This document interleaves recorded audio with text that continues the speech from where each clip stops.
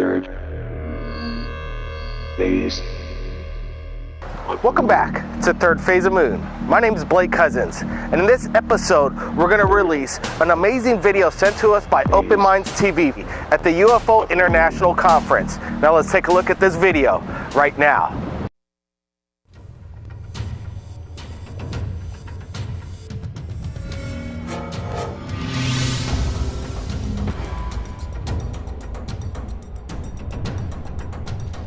Please help me welcome Michael Schratt.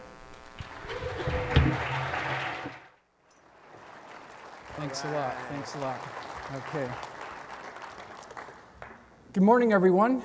First of all, I want to thank Open Minds for giving me the opportunity to join all of you today. And what I'd like to do for you this morning is give you a brief overview of Project Aquarius and give you some specific details regarding the interaction that Dr. Dan Burisch had with an extraterrestrial called J-Rod. And we've got some very quick announcements before we begin here. Number one, the information, drawings, and illustrations highlighted in this presentation originated from directly the testimony and direction of Dr. Dan Burisch. So in other words, I didn't make this up. This comes directly from Dr. Dan Burisch. He will be available after this presentation to address all your questions. And number two is a disclaimer. The drawings and computer-generated forensic composite illustrations shown in this presentation do not conform 100% to Dr. Dan and Marcy's testimony or descriptions and should be considered strictly as a visual aid, specifically designed to give the general public an overall idea of what the S4 facility looked like. So in other words, I didn't get this 100% correct. There are some minor errors here and there in the renderings, but it's definitely sufficient to give all of us here today a good understanding and visual aid regarding what the S4 facility looked like. Now this is the breakdown of what we'll be talking about today. I'll give you a background of Dr. Dan Burisch. We'll be discussing level 4-1. We'll be talking about walking the line. We'll describe what that actually means, what it pertains to. I'm going to give you a virtual blueprint floor-by-floor walkthrough of the 9 hangar bays and all the way through the facility. We'll consider the extraterrestrial and alien craft because there is a difference. We'll talk about the Roswell craft. We'll talk about the propulsion research laboratory at S4. We'll consider the catwalk, the files department, and the cafeteria. For level 4-2, we'll consider Project Sidekick, the weapons research and development, Alice in Wonderland Rabbit, this is a good historical note, Looking Glass Device, Stargate's ERBs or Einstein-Rosen bridges, the doctrine of convergent timeline paradox. Dropping down to level 4-3, we'll consider the MJ-12 residential suites, the boardroom, the culture department, and analysis department. 4-4, we'll look at the weighing pads, the biocontainment labs, badge board, and decontamination procedure. And finally, on level 4-5, which is the lower floor of the facility, we'll consider the clean sphere, the scissor lift, the lighting, the iris aperture, the kick plates, airlock, and the test, which is the totally encapsulated suit. So that's the layout of what we'll be talking about today. So who is Dr. Dan Burisch? He was the youngest person ever to be elected into the Los Angeles Microscopical Society. And in 1985, he received his bachelor degree in biological sciences, and in 1986, a bachelor degree in psychology. In 1987, Dan explored the feasibility of becoming a priest here at St. Patrick's School of Theology. However, that didn't quite work out, so we actually had to bypass that. Now, in 1989, it was Dr. Edward Teller who arranged for Dan to take classes at the University of New York, Stony Brook, and he earned his PhD there. So I ask this question to all of you. Where have we seen this gentleman before, Dr. Edward Teller? Where have we seen him come up in the stories of these type craft and vehicles before? It was none other than Dr. Teller who arranged for, allegedly, Bob Lazar to get his interview at EG&G at McCarran International Airport, and that's how he got his job at S4. So we have secondary independent confirmation that Dr. Edward Teller was involved. In 1991, he was employed at Desert Storm as a biowarfare expert. Now, in 1994, he received his Q clearance at S4, and he began working on something called Project Aquarius. And I will draw your attention here to the aircraft sectional chart that anyone can get at any local airport. This is something that's readily available. And if you look up here on the right-hand corner, you've got R-4808N. Ladies and gentlemen, this is the most highly guarded airspace, Dreamland airspace in America.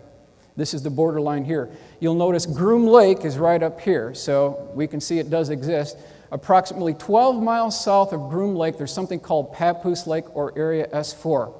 And it's important to note that if you ever try to break into this airspace within the 4808N airspace, Dreamland, three things immediately happen. Number one, ATC at Dreamland, air traffic control, will not allow you clearance to enter into their airspace.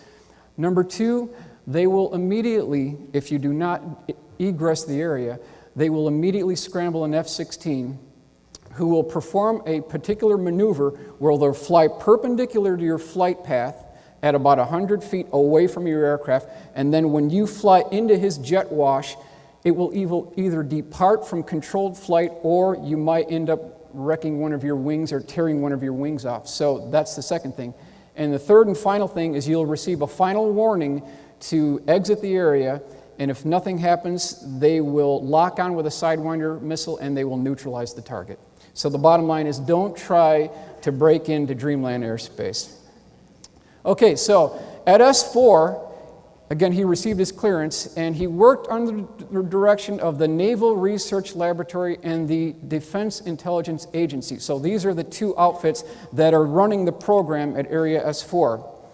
The EG&G terminal, 737-200, how do you get to Area S4? Well, it's the EG&G terminal, which is the gateway to Area 51 and S4.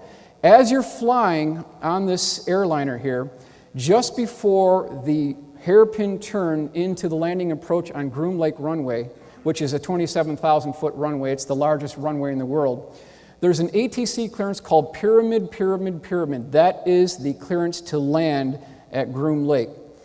And what's interesting, a historical point from Dan Burisch indicated that on the trip on the 737-200 to Groom Lake, they played Neil Diamond's song, Coming to America, over and over and over again. So the question is, what is the encrypted symbolic message that they're playing on the airplane as you're going there? Well, under its original interpretation, that song talks about immigrants coming to America to make a better life for themselves. That makes a lot of sense. But under the direction of what happens at S4, it actually is talking about extraterrestrials coming to America and specifically coming to S4. That was confirmed by Dan Burisch as the correct interpretation. Now, when you land at Groom Lake, how do you get to S4? It's 12 miles away. There's three ways. You can take a blue-colored Air Force bus. That's number one. Number two, you take a U.S. Army Black Hawk helicopter. The third and final option is a Russian Mi-24 Hind-D helicopter gunship. So those are the three options that you take to get to S4. Now we're flying, we've just landed, we're at the helicopter landing pad. We're now going to enter the facility for a virtual walkthrough. And you'll notice that there are some very interesting lines here on the tarmac. We have two parallel red lines, okay? And then there are two parallel blue lines. This is called walking the line. And you are told, according to Dan Burisch, and this is a very oppressive society, it's not a user-friendly area. It's not something that is a nice place to be at because there's black guards with guns and it's an oppressive society. You are told to follow the blue lines and do not breach the boundaries of the red lines, because if you do, ladies and gentlemen, they will shoot you. That's the level of security that we're talking about here. Now, we're entering the facility, and you'll see this swinging door to enter the facility. It turns out that that is actually incorrect, so we've made the correction the actual door to get into the S4 facility is none other than a double sliding glass door with an indented receptacle, which is circular. You turn that to the right, that's how you get into the facility. Very similar to what you would see on your patio door. Now we've got the layout. We start at the top, it's 4-1. Second floor is 4-2. We've got 4-3, 4-4, and 4-5. We flip to the AutoCAD rendering to give you an idea of what that facility looks like. Keep in mind that anything below 4-1 is all underground. Now, area S4, 4-1. This is the blueprint that I was able to put together under the direction of Dr. Dan Burisch. And if the first thing that happens when you walk in this facility, you enter that door, what you see is this long hallway here, very long hallway. It has the same type line configuration or stripes on the floor. To the left, you'll see a red line. You cannot go to the left. On the right, there's a blue line. You can get access to that. So we're walking up here. The first room to the left, ladies and gentlemen, is actually the avionics lab. Just beyond that is the propulsion systems lab.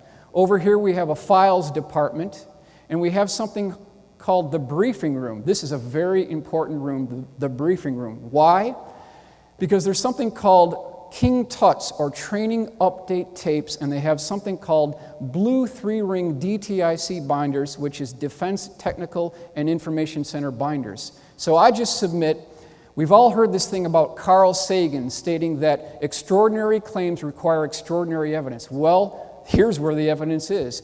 In this facility, they not only have the hardware, but they've got the tissue samples, they've got the motion picture film reels, they've got the high visual digital audio tapes. It's all here. This is what we're looking for. So, on the far western wall, on the interior of each of the 9 hangar bays, there is a 4-1 in red paint circled by a red circle. So that indicates that you are at area S4, floor 1. That's the significance there.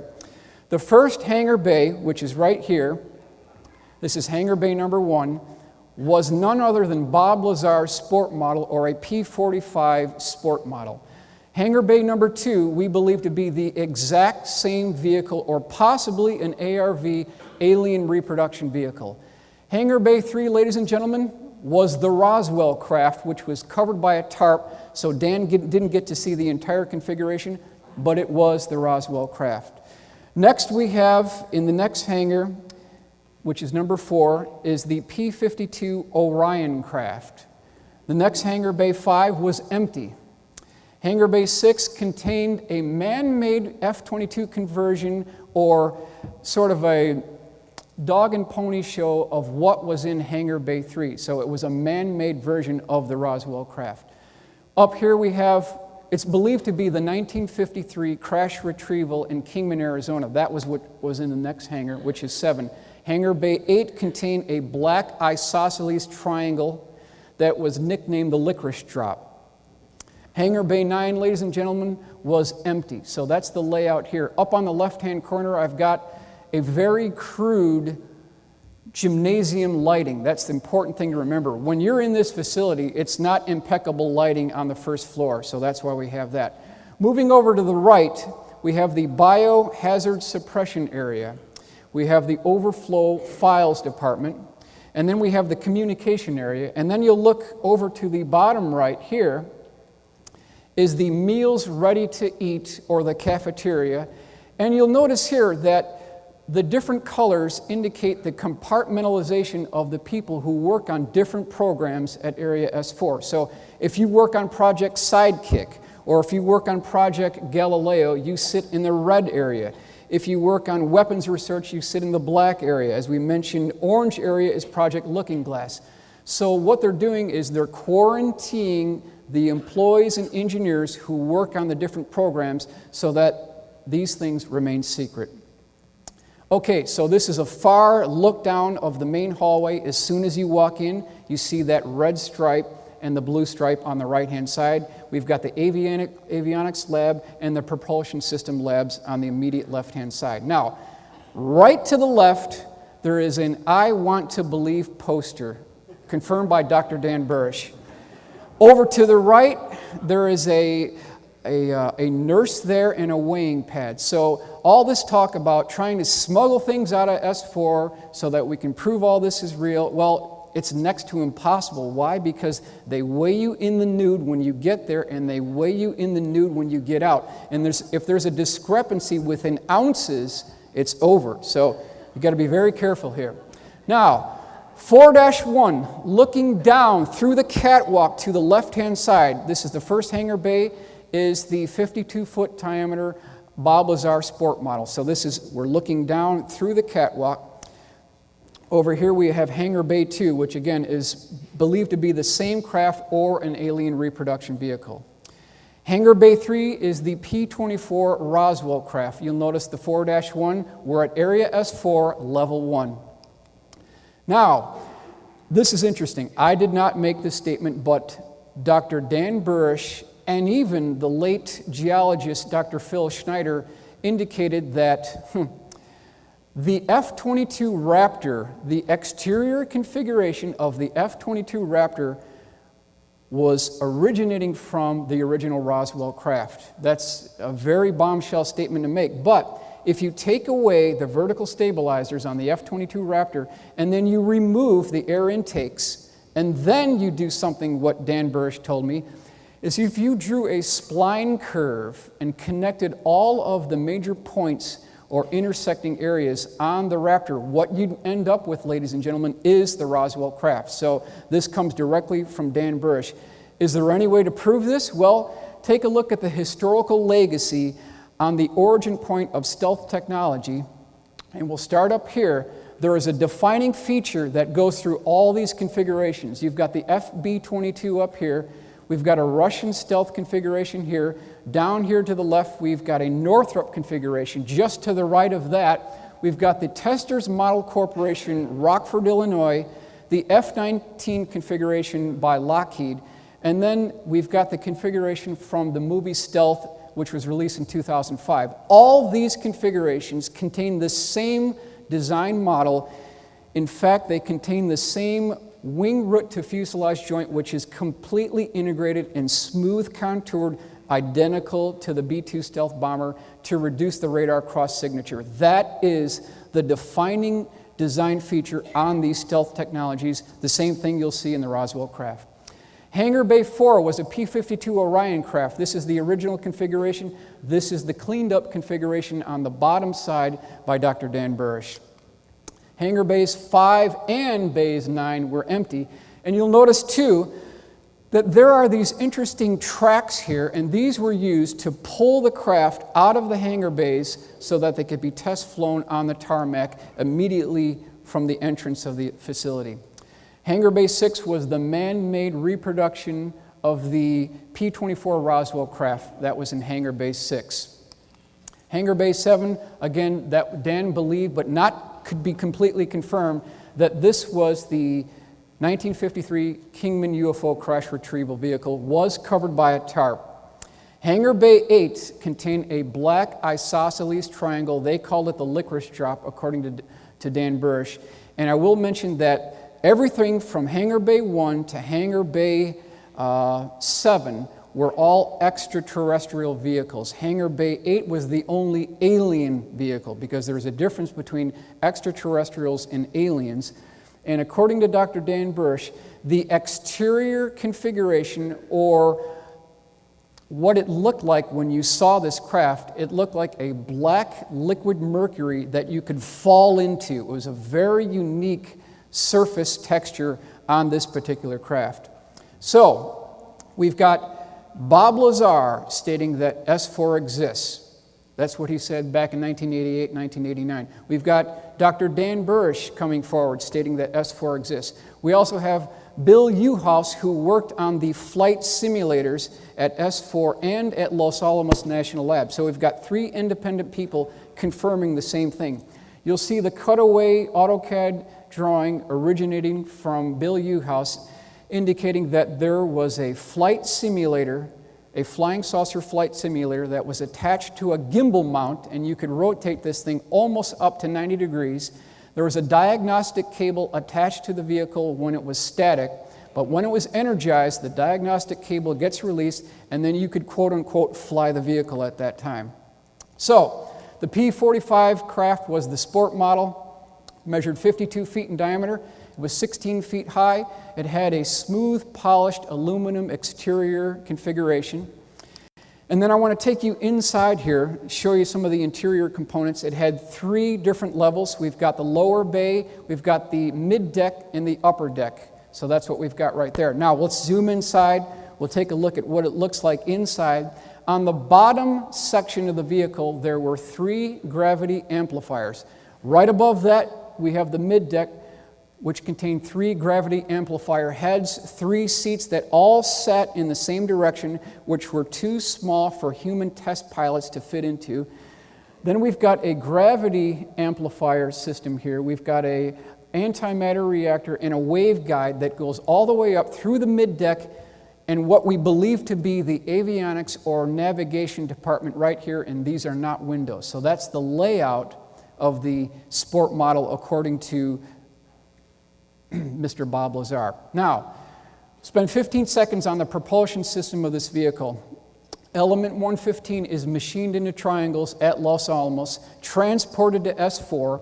It is loaded into the antimatter reactor, and then the target substance is bombarded with protons. And when a proton plugs into the nucleus of an atom of element 115, it bumps its atomic number up to element 116, which immediately decays and releases antimatter. That is the power source for the vehicle in a near 100% thermoelectric generator. So that's a breakdown of the propulsion system. Project Aquarius terminology. Let's talk about some terminology here. Project Galileo. Project Aquarius is nothing more than an umbrella term for everything having to do with mankind's interaction with extraterrestrials. Below that, there are about 5 different programs. The first one is Project Galileo. It dealt with the propulsion system of extraterrestrial and future terrestrial vehicles. So that was the first one. Second one under Project Aquarius was Project Sidekick. Relates to a weapons program. No further information is available from Dan Burisch on that program. Project Looking Glass dealt with the physics of seeing the effects of an artificially produced gravity wave on time. The fourth project was a second-generation weapons program which originated with Project Sidekick, no program name provided. The fifth program dealt with a series of biological defense operations which Dan served in the capacity of senior scientist. So those are the programs that fell under Project Aquarius. So how did the J-Rod craft, or what was termed the Kingman 1953 UFO crash retrieval, how did it get to S4? Ladies and gentlemen, it got there by a 40-ton, what's called a dragon wagon tank hauler. That's how they got it there to the facility. Now, in 1953, according to Dr. Dan Burisch, there was a UFO crash retrieval at Kingman, Arizona. There were 3 bodies recovered. 1 died on impact. He was still contained to his biocontainment device. The other one went to Los Alamos, and the third and final one went to Area 51 S4. That's the J-Rod that Dan Burisch worked with. Now, in 1954, according to Dan Burisch, there was a meeting between President Dwight D. Eisenhower and representatives of the P-52 Orions, and a treaty was signed. A copy of that treaty was kept at Area S4, Level 4-1, and they also gave President Eisenhower something called the Orion Cube, which we'll talk about as well. What is the Orion Cube? It was also known as the Yellow Book. It has nothing to do with phone numbers, okay? What it is it's a 8 by 8 inch square cube, and it's a quantum viewing device that you could, once it's accessed, you could look at the probabilities of future events. There was protocols that had to be followed in order to activate this. And at one time, it's believed that this cube was stored at level 4-1. Later, it was moved to the Scottish Rite Masonic Temple just outside Washington, D.C. From that point further, we don't know where it is. So that's the lineage of the Orion Cube.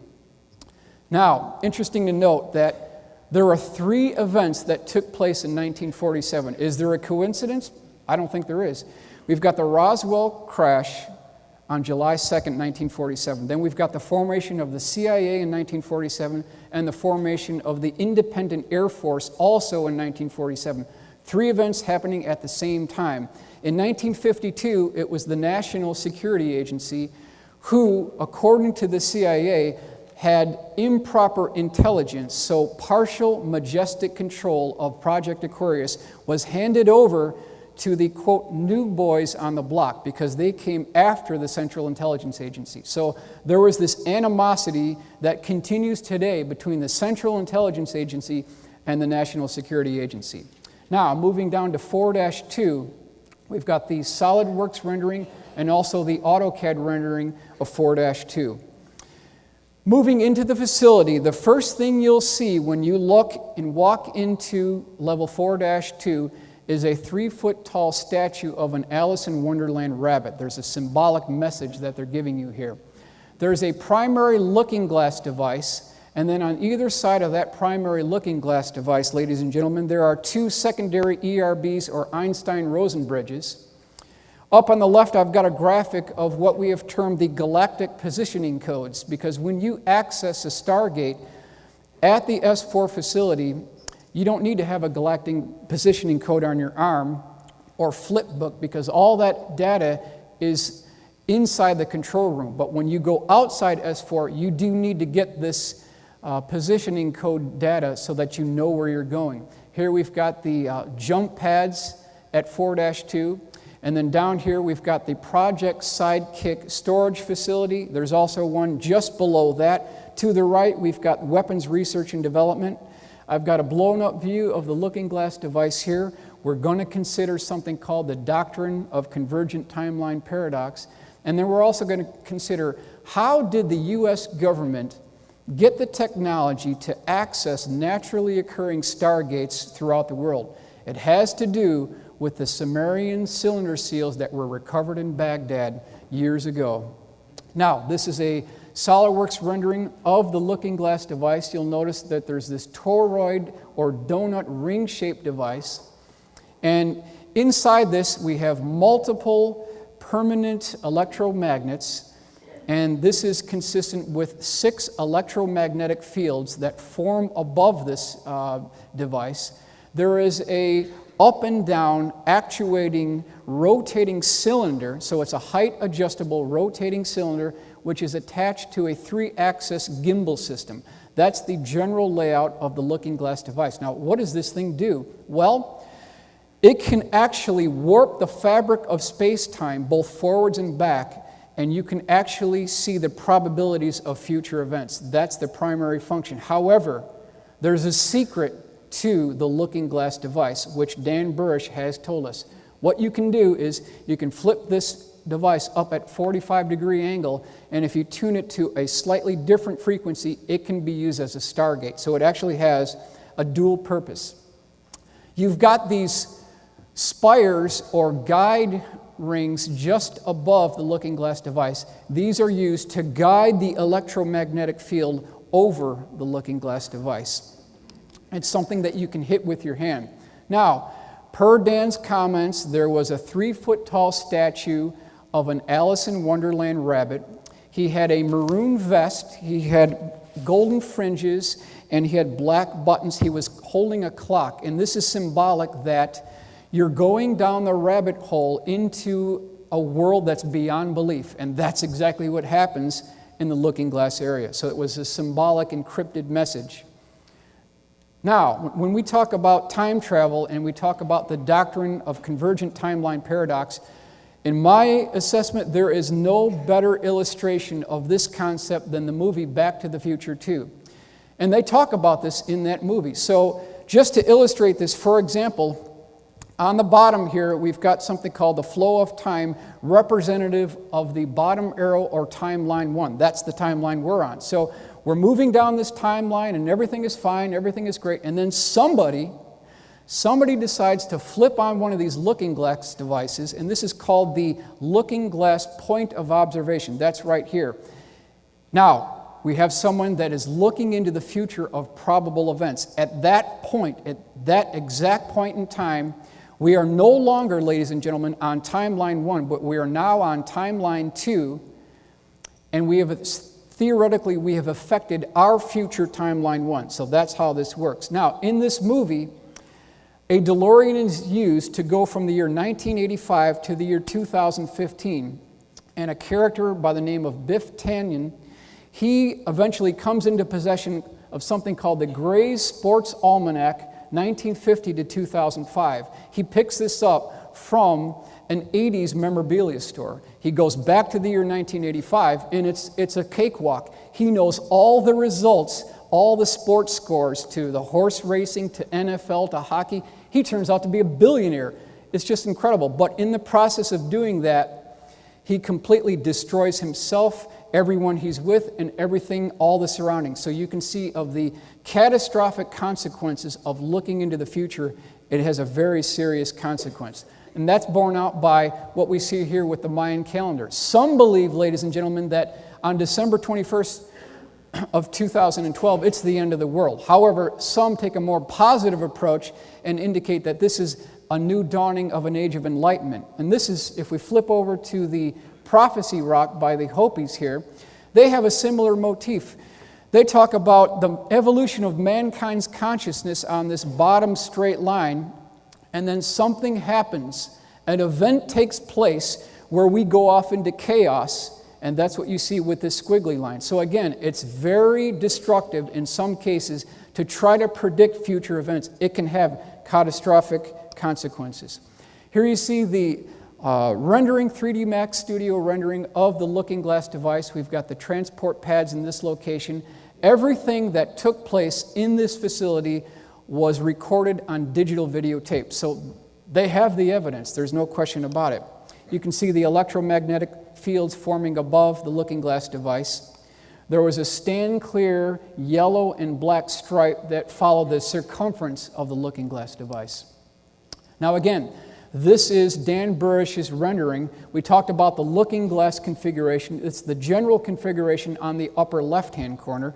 And then on the upper right-hand corner, we've rotated the device 45 degrees from the horizontal, and now it's in the, quote, Stargate configuration. So that's what we see there.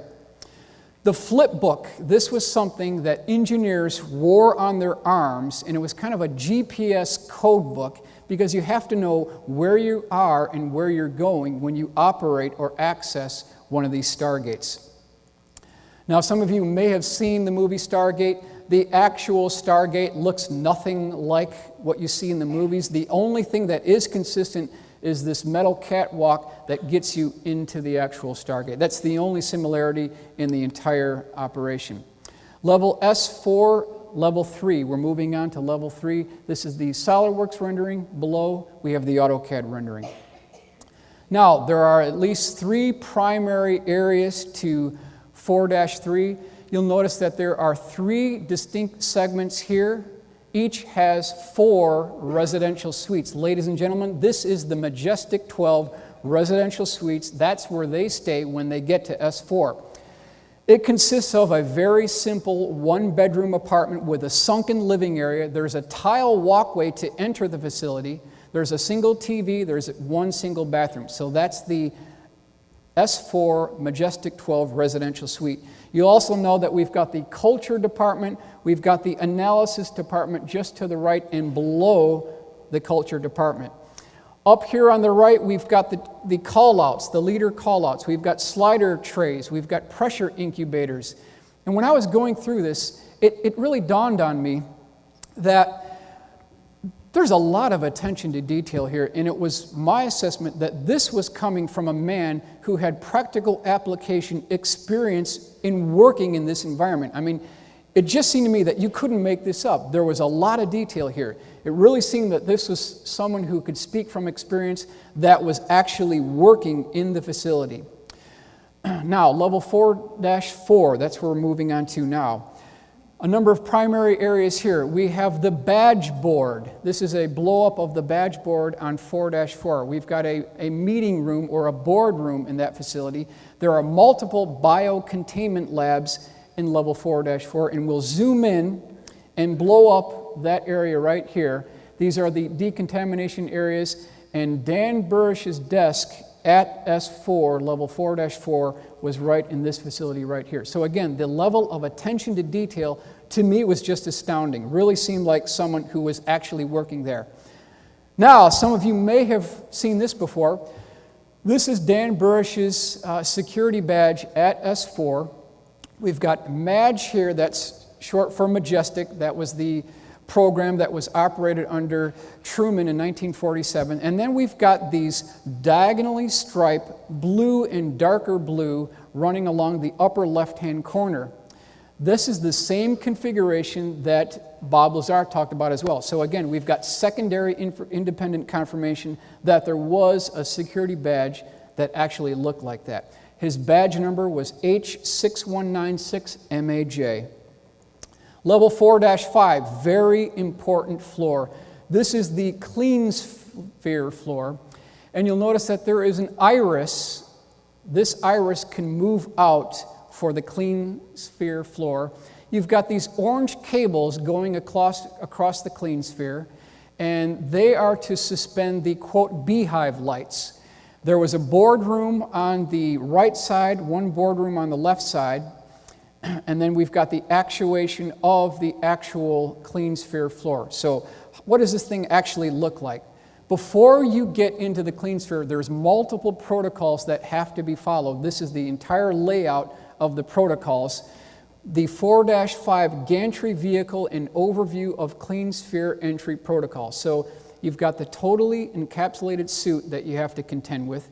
You have to have a positive pressure environment in that suit. And the umbilical cords that take place at this stage are integrated into the clean sphere. Now, detail views. We've got the PINS device. What did Dan Burisch do when he got there? He worked with this PINS device, which is the pressure-induced needle system. He carried a briefcase with him when he got into the airlock, which gained access to the clean sphere. Down here I've got the representation of the 40-ton Dragon Wagon tank hauler. Shows you how they got the craft to the facility. And this is a rendering of the airlock here. This is a layout of what the 4-5 facility looks like. So picture in your mind's eye a large square building, somewhat similar to what we have here. And on all four corners, you'll have this fillet radius. So the corners aren't sharp, but they're blended really nicely. And then on the lower floor, you've got something called a scissor lift. It's the same type of scissor lift you see in manufacturing, in construction sites. And just above that, of course, we've got a hydraulically actuated scissor lift. There's a floor with a large circular cutout with something called the clean sphere. And the clean sphere, ladies and gentlemen, is not a complete sphere. It's like an orange cut in half, so it's strictly a half of a sphere. That's what we'll be considering here. Here you see the SolidWorks rendering of the clean sphere device, and then the scissor lift, almost identical to what you would see at your local airport with these concession trucks that bring this box up to the 747 cargo bay and then bring in the meals. That's the same type configuration that you would see at the bottom of 4-5. Here's the rendering of what the clean sphere actually looked like. It was 52 feet across. The plexiglass clear bubble was 2 inches thick. Think about the manufacturing that had to take place to get that there. Just an incredible level of engineering. Impeccable lighting was located on 4-5, which is different than level 4-1. There were 7 indented windows, or Majestic 12 observation gallery windows. They measured 2.5 feet wide, 4.5 feet tall. So there were 7 of those so that you could look down inside the clean sphere as you're taking tissue samples from the J-rod. That's what we see here. Now we've got something called the beehive lights. These beehive lights could actually move along trapeze cables. They could be lowered and raised through a telescopic device, and these were actually designed and built by J-rods and the S4 engineers. Just an impeccable level of lighting on 4-5. Why is that needed? Because you don't want any shadows when you're taking tissue samples from an extraterrestrial. Here you can see the edge of the 4-5 floor, which is in the yellow and black stripe right here, and then also the edge of the clean sphere bubble right here. That's what we're indicating in this illustration. Now, there's something called kick plates that actually are manually operated, and they seal the gap between the clean sphere edge and the floor of 4-5, the opening. That's what they do. And according to Dan Burisch, these were done by hand manually, and when you slam these down, there's a big bang that takes place. So it's something that he really stressed. Here we see the scissor lift lifting the clean sphere up to the second floor of 4-5. And then you can see again the hydraulically actuated scissor lift. Now, we're talking about the TESS, or totally enclosed suit, similar to what you would see in the Gemini, Mercury, even the Apollo program of 1969. It's a positive pressure suit to keep out biocontaminants. That's actually its job. And when Dan Burisch was at 4-5 inside the clean sphere, he was taking upwards of 300 tissue samples from the J-rod because he suffered from a genetic neuropathy defect, and the overall program was to find a cure for that genetic defect. And one way they did that is to use this pressure-induced needle system that Dr. Dan Burisch personally told me was very small. He called it a Saturday night special. And it had a pneumatically actuated hose off the aft end of the pins device. There was a small cartridge that was loaded right inside the shaft here, and you could take the tissue samples that was sent up to the analysis department. So that's how they did that. He also carried a briefing case with him with multiple needles and cartridges that went inside the clean sphere as well. Now again, remember, they weigh you in the nude when you get in, then when you drop down to 4-5, they weigh you in the nude again. So there's just no way you're going to sneak anything out of 4-5. This is a very well done pencil sketch by Mark McCandlish, who is again the world's premier aerospace illustrator, showing Dan Burisch being suited up in the test suit and then entering the airlock or decontamination chamber for entry into the clean sphere. Now, what in the world does J-rod mean? I mean, we've heard this before. In its simplest terms, J-rod means 15, because J on the computer keyboard is the 10th letter in the English language. The dash or rod was symbolic of the Mayan glyph that indicated the number 5. So you put those together, you get 15. That's also symbolic because he traveled from 15 light years away to get to Earth. So that's the definition of J-rod and how he got his name. Now, 2 quotes from Dan Burisch that are very important. He said, "I have never met an alien, but I have met an extraterrestrial. The difference being that an extraterrestrial such as a J-rod is actually a future human and therefore shares a same human lineage. A true alien, on the other hand, would bear no such human lineage." So that's the difference between an extraterrestrial and an alien. Now, when he was working there, you can see him with the PINS device taking samples from the J-rod. And he was called Kaela, a little bit of description of what he looked like. He measured 3.5 feet tall. He had dark brown appearance, very black inset eyes, a disproportionately large head. He had a small nose, long arms, and no teeth. Interesting to note that the designation for this particular J-rod was EBE-53AZ2. That stands for Extraterrestrial Biological Entity, 1953 UFO Crash Retrieval, Kingman, Arizona, number 2. Because remember, the first one died on impact, the other one went to a Y-11 facility at Los Alamos. Now, during one of these tissue sample sessions, remember, you have to follow a certain protocol to approach this J-rod. You have to raise up your right hand, the J-rod raises his right hand, and then you take multiple bride strips together, and then you meet in the center.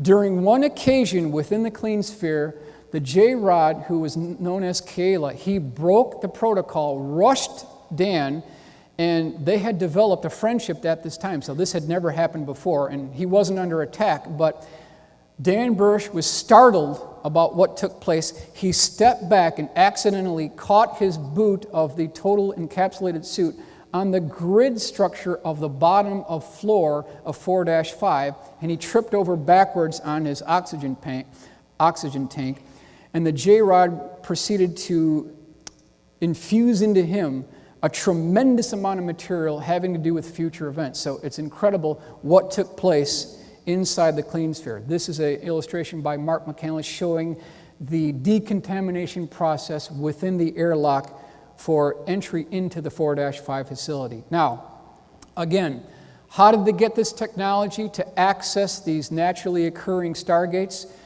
Ladies and gentlemen, they got those from the Sumerian cylinder seals, in some cases from the Baghdad Museum. Now, what you'll do here is you'll take a piece of wet clay and you'll roll that over the clay, the cylinder seal, and you'll end up with this positive relief. Now, according to Dan Burisch, what the government figured out how to do is you take a mirror, go right down the center line of one of these glyphs, and you get a mirror image, which is nothing more than a blueprint on how you access these naturally occurring stargates. That's how they did it. That's how they did it. Now, in 2003, something interesting happened. J-Rod was moved from his position within the Clean Sphere 4-5 facility.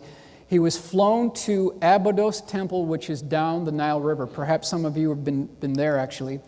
And remember, he has to be in his own positive pressure atmospheric environment or he'll die. So they ended up building a stroller for him. This is Dr. Dan Burisch's illustration of what that stroller actually looked like.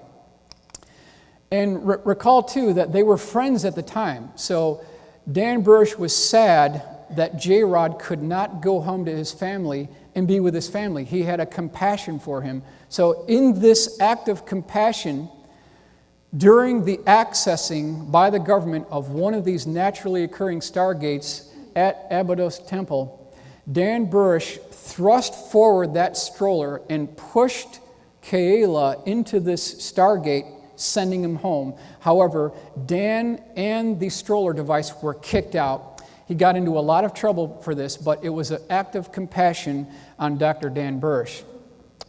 There is a very interesting piece of nostalgia at the end of Groom Lake Runway, according to Dan Burisch. There is a sign there that has multiple arrows pointing in every direction, and the sign says home.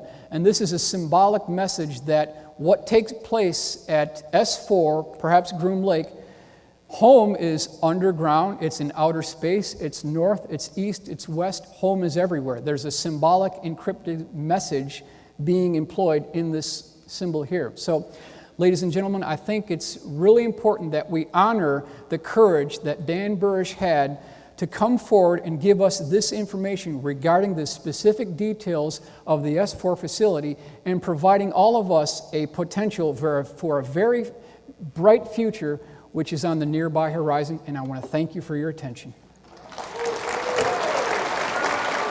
We want to thank Open Minds TV for submitting their amazing video right here at Third Phase of Moon. And if you've captured anything amazing in regards to UFOs, you could contact us via Skype or Facebook.